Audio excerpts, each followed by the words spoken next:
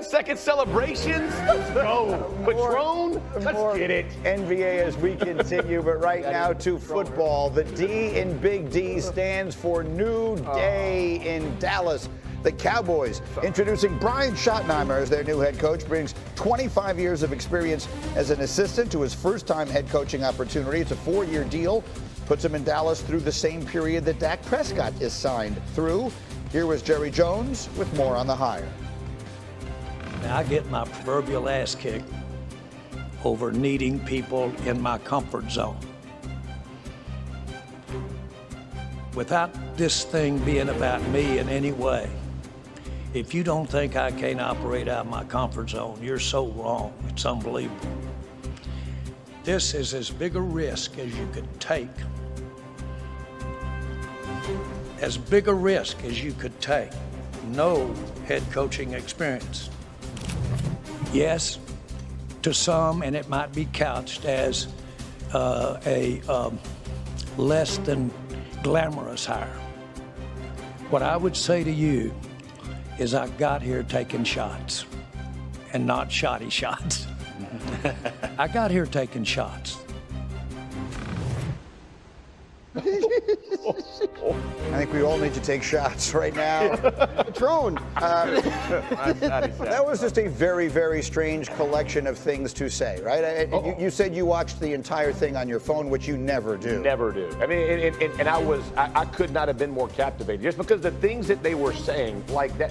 If you're shoddy sitting there, I mean, just feel how uncomfortable that moment is. I mean, you're literally talking about him, and he is 6 inches from you, going, "Hey, I'm taking shots. Biggest risk I've ever taken." Like, not a glamorous hire. And then you got your son on the other side, and he's air quoting a drought of biblical proportions, y'all. Like, we found the promised land in 40. It's been 30, but it's a quote drought for Stephen. Like, there's a reason I watched it for 8 minutes. It was insanity and painful, and a number of different reasons why I could not turn away. Let's play that one too, for anyone who hasn't seen it. So here's Stephen Jones on the other side of Brian Schottenheimer, talking about how long it's been since the Cowboys have won a big game.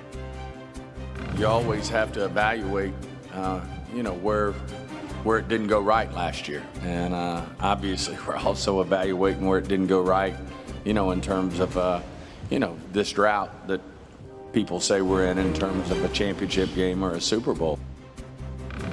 For one thing, like, the word drought was in the question that it was asked. Okay. So that's, I think, part of, if there's any sort of halfway to defend it, the question was asked about a drought. And so that's fine. I just want to put that there, and then we'll go to what it. But people aren't saying it. Yeah. So you can't. This is the thing that sometimes really, look, I get it. You're defending your own record, and you can't sit up there and say, look, we've gotten everything wrong for 30 years, and they haven't gotten everything wrong for 30 years. But the reality is, it is a drought. People aren't saying it. The second, they have the longest time since being in the NFC Championship game. They made it there after the 1995 season.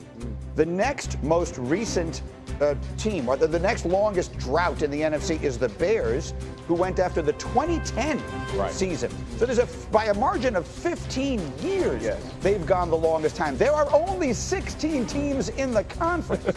So you're sort of, what you're saying there is you're putting that on other people. Exactly. Oh, well, people will say this or that about us. No, what we're saying is true. Right. Your team has not been in the NFL's Final Four in 3 decades. That would suggest, you might think, that would suggest that the people running it would say, let's analyze what part of this we've gotten wrong. You've got plenty of it right. Exactly. They've had really good teams. They've had good years. They got screwed on a bad call that one year at Lambeau Field. The Dez catch should have been. And obviously they won 12 games in a row, 3 years, 3 years in a row. They haven't gotten everything wrong.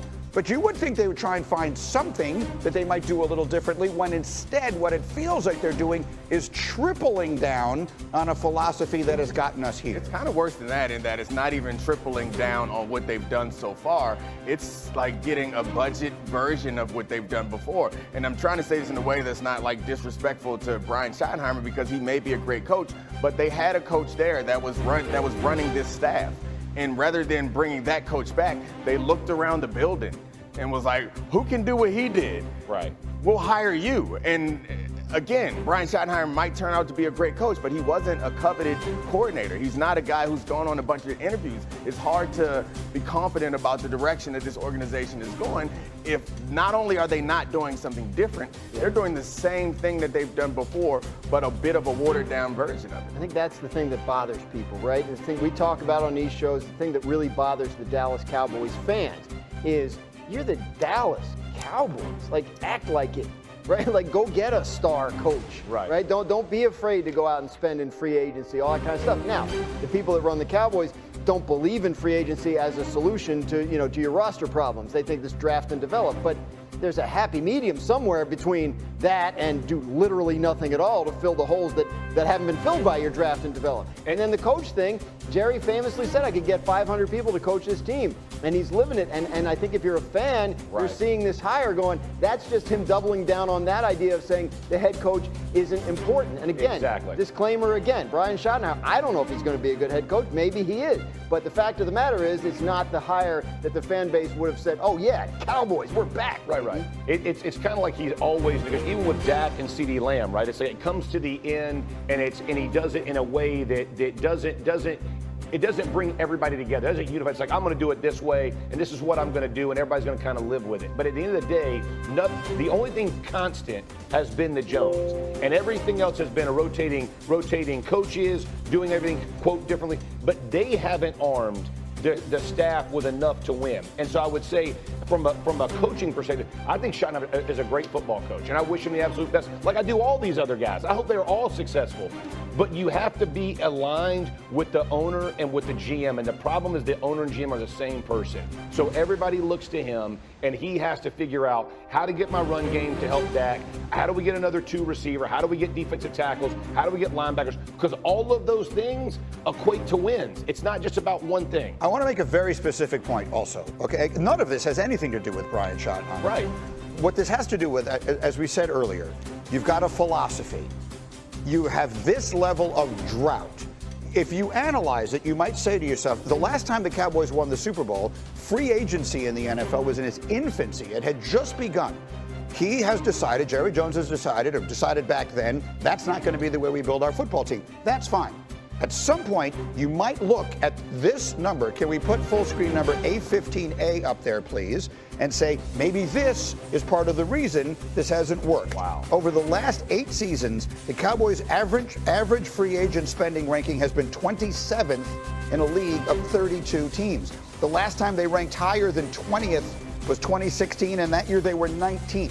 They don't believe in this. Well, someone might say, if one person wasn't making every decision, he might listen to someone who says, this is something you might want to consider doing differently because it obviously isn't working. His pushback on that stat